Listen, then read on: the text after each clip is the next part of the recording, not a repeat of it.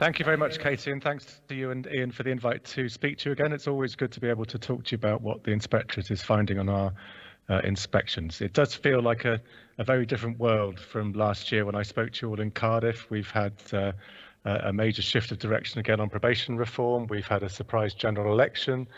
We've had a sentencing white paper. And of course, overshadowing all of this has been the impact of COVID. And I did want to pay tribute to all of you for the way that you've responded to the challenges of the COVID pandemic, the compassion, the professionalism, the commitment you've shown to the people that you supervise through that pandemic has been an inspiration to all of us in the Inspectorate.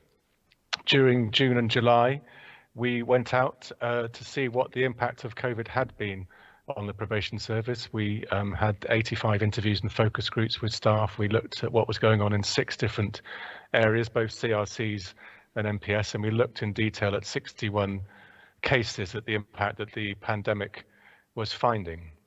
What did we find? Well, in general, I think we found that most staff felt they were being well supported by their managers, and a majority, I think, welcome being able to work more flexibly from home, and were positive about the supervision they got during lockdown. We found, understandably, there was a big focus on risk and well-being in the work that the service was focusing on.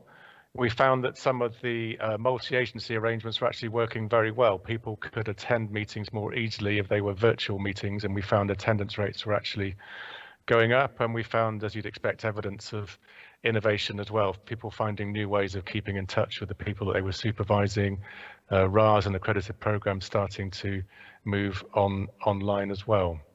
On the downside, we did find that there was a reduced availability of some of the support services that many of you rely on for the people that you work with, mental health services or drug abuse services. For service users who were in more stable living arrangements, they also like the flexibility of being able to talk to responsible officers by the phone. But for service users who were leading more chaotic lives or who were more vulnerable, we found that they were feeling quite isolated and did suffer during lockdown. And for some staff who had other demands on them at home, children, other caring responsibilities, or were having to share small living spaces with other people, that was quite a challenge as well. So not everyone welcomed the shift to home working. So we think there are important lessons to be learned from that lockdown period, and as the service starts to move into recovery and supervision, face-to-face supervision increases, unpaid work increases, we need to learn the lessons from that lockdown period, and as areas move back into lockdown, make sure that those are taken forward as well. The impact of COVID came on top of some very real longer-term challenges from reducing resources for the probation service. Calculations that we've done, which have divided total probation funding by the number of people being supervised in each year, shows that in real terms in 2020 prices, probation funding per person being supervised fell almost 40% in the period between 2003 and 2019, when the Lord Chancellor, and that has had a real impact on services, as you'd expect. I heard the Minister talking about the extra resources which have gone into the service this financial year, £150 million extra, and that's welcome, but it's essential that's continued forward if the deficits of the past are to be made good. So there's an awful lot riding on the spending review, which the government is currently considering, and the results of that for the long-term funding position of the service. Although resources and probation officer numbers were already falling before the introduction of transforming rehabilitation, the serious flaws in that TR model made that funding squeeze significantly worse, even though that perhaps hadn't been the actual intention. When the Lord Chancellor gave evidence to the Justice Select Committee last year, he said that the Minister of Justice will end up spending about £700 million less over the 7-year lifetimes of these CRC contracts than it was originally forecasting it would, and which the Treasury was actually willing to spend in the first place. And in practice, that's meant that the CRCs have fallen far short of what the MPS were getting for each case that they have been supervising. And more to the point, far short of what they need to provide a decent service. And our inspections to 2015 have shown clear evidence of the impact of that. So we've seen large caseloads, falling probation officer numbers, and falling scores on some of our inspections. 20 out of 21 of the CRCs that we inspected in 2018 and 2019, we gave an overall rating of either requires improvement, or at one service we rated them as inadequate. When I spoke to last year's conference, I talked about the impact that these flaws in transforming rehabilitation were having on frontline probation staff, and in particular on the caseloads that you are having to manage. In our first round of inspections, we found that 67% of staff probation officers in CRCs were having to manage caseloads of over 50, and 42% of probation officers in CRCs had caseloads over 60. And we just felt that that was unacceptably large and was putting too much stress on those officers, and we had clear evidence from lots of our interviews of the impact that that was having. Since September of last year, we've been able to go back to 10 of these CRCs to see what the situation is now in relation to issues like caseload. And this bar chart shows what our interviews are telling us. So we ask every responsible officer that we interview, do you feel that your caseload is manageable? And this is the proportion of them that's saying, no, it's not. And you'll see that the grey bar, which is our most recent inspections, are showing a higher proportion saying caseloads are unmanageable than our previous round of inspections. And over half of both probation officers and PSOs are telling us that they feel their caseloads are unmanageable. In practice, we did find actually quite significant differences between the proportions of probation officers telling us they thought their caseloads were unmanageable. You'll see from this graph evidence of that spread. Some services over 60% saying they're unmanageable, but at the other end of the spectrum, only about a third of probation officers we spoke to in South Yorkshire saying that their caseloads were unmanageable. And what we seem to be getting now is a three-tier probation service emerging over the last year, with the NPS and some CRC providers managing to keep investing in services, to carry on recruiting new probation officers, and with caseloads coming down. So that's areas like South Yorkshire, for example, which we rated as good. But we're seeing other CRCs really struggling with continuing cuts to their budgets and probation officer numbers continuing to fall. And that in turn has led through into the overall performance of the CRCs. So of the 10 CRCs which we've re-inspected, 3 of them we're now actually rating as good.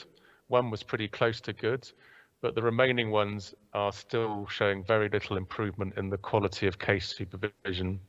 And in 5 areas, we found that all 4 of our core standards for case supervision we were rating as inadequate, which was clearly a significant concern. That's the bad news, but I think there are some positive signs, reasons for optimism about some aspects of CRC performance over the past year. In particular, the injection of an extra £22 million of resource through the gate services, we are finding is making a real difference. More staff are being recruited in prison. There are more partnerships being established with the voluntary sector around things like mentoring and support for accommodation. 8 out of CRCs we've inspected since last September, we now actually rate as outstanding on their through the gate work. We've also found some good results on unpaid work, where 8 out of 10 services we rate as good now on unpaid work. We've liked the innovative way that some CRCs have started to organise routine face-to-face appointments with lower risk caseloads. This idea of having people working out of community hubs like community centres or church halls and areas like Durham and Tees Valley felt like a positive innovation, and the strong commitment in some areas to involving service users in improving and developing services and providing paid and volunteering opportunities in places like the Midlands and the RRP services there, again, I think is a positive innovation which needs to be maintained as we move into the new arrangements. So that's the CRCs. What's the situation in relation to the MPS?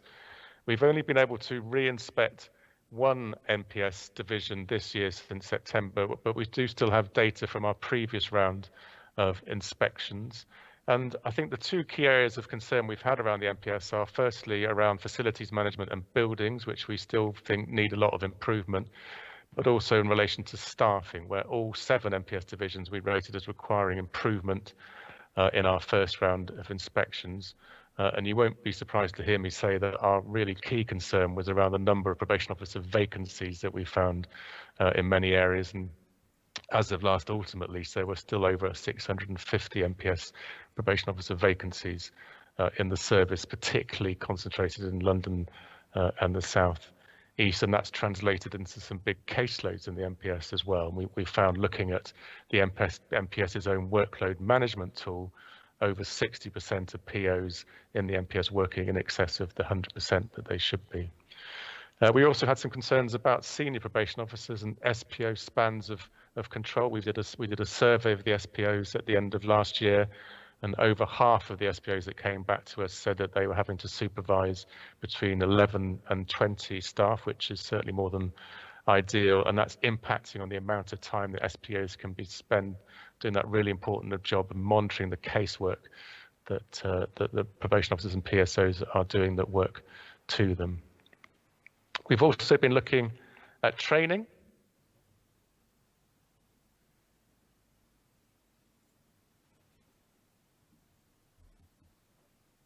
Could I have the next slide?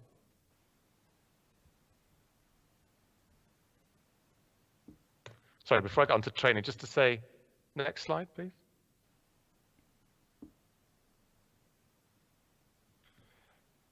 And just to say, the impact of these staff vacancies on workload, even though the caseloads are smaller, and you'll have seen that from our previous figures, probation officers are still, in the MPS, are still telling us that they think that with these complex caseloads of high-risk cases, that can be unmanageable at times. And you'll see that 5 of the 7 MPS division staff were telling us, the staff we interviewed were telling us that they felt more than half of the staff we spoke to felt that their caseloads were unmanageable. Again, some signs of hope here, and it was encouraging to see in the most recent published staffing figures in June of this year that there's been a nearly 6% increase in the number of probation officers in the MPS. And as the Minister was saying, there are more in training, and we welcome the commitment to 1,000 PQIPs being in training by January of next year. But it's important that that recruitment continues, particularly with the additional demands that will be coming into the service from the recruitment of additional police officers going forward.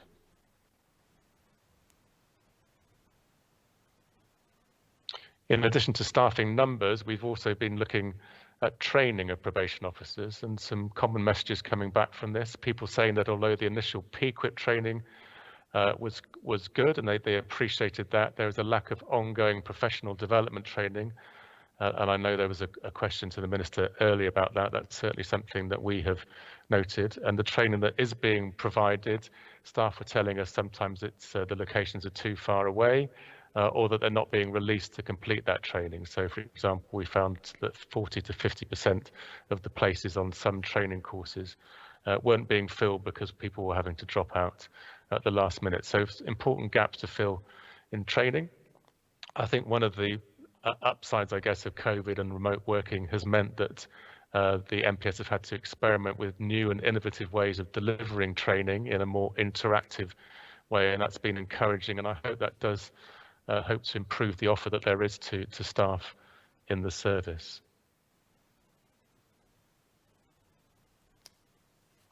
So that's the current position from what our inspections are telling us about the service. What about the future? Obviously, the structural changes which are coming next year have been widely welcomed by many in the service. But I'm clear that those changes by themselves won't be a magic bullet, and that changes have to be adequately resourced going forward if caseloads are to be brought down and workloads are to be made manageable. The transition to those new unified structures next June is going to be very challenging. You have thousands of staff, tens, hundreds of thousands of case records to be transferred. IT systems will need to be transferred, and people will need to train up on IT systems. Buildings will have to be transferred. That's a very ambitious set of work streams to get through in the next 9 months. And of course, it's crucial to continue to invest in recruitment and training to fill the vacancies and reduce those caseloads. And as the Minister was saying, and we've been saying in our inspections, it's really important not to lose some of the innovations and creativity that the best CLCs have brought to the table.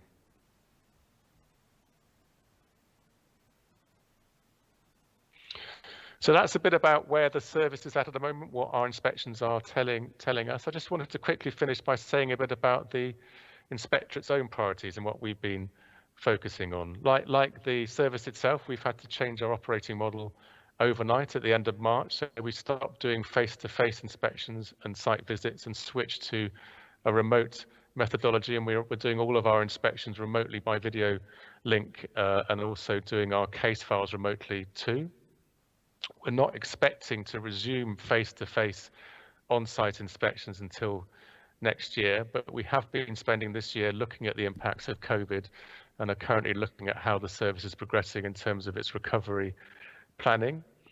And we've also been using the space through the pause in our core inspections to think about the practical things that we can do to disseminate effective practice, to demonstrate what good looks like, good case supervision looks like when our quality standards are delivered well.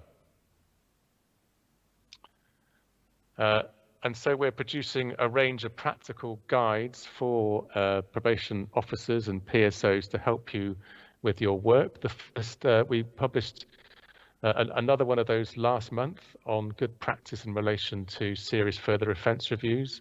And early in the year, we produced an effective practice guide on integrated offender management. And later in the year, by the end of this year, we'll be producing a couple of detailed guides in modular form on our internet, which will provide advice on all aspects of case supervision. And I encourage you to look out for that. And you can find out more details about all of this effective practice advice on our website at the link that I put up on the slide there. And then apart from COVID, the other huge debate that we've all been having this year has been about race and the impact of the Black Lives Matter demonstrations and the movement. And like I'm sure all of you, we've been thinking about what that means for the Inspectorate and the work we do. As you'll know, the Lamy report in 2017 pointed to significant racial disproportionality in the criminal justice system, notably, obviously, in relation to stop and search and the custodial population.